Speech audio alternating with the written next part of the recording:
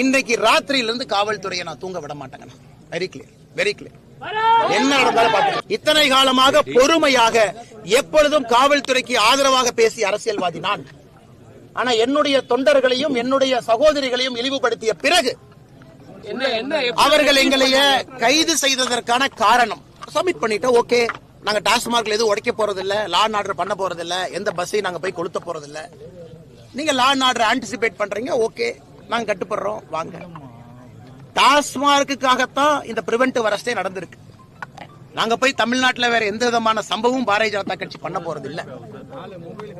5:30 மணிக்கு டாஸ்மார்க் கடையே மூடிய பிறகு லிட்டரலா சண்டை போட்டு தான் வெளியே வந்திருக்கும்.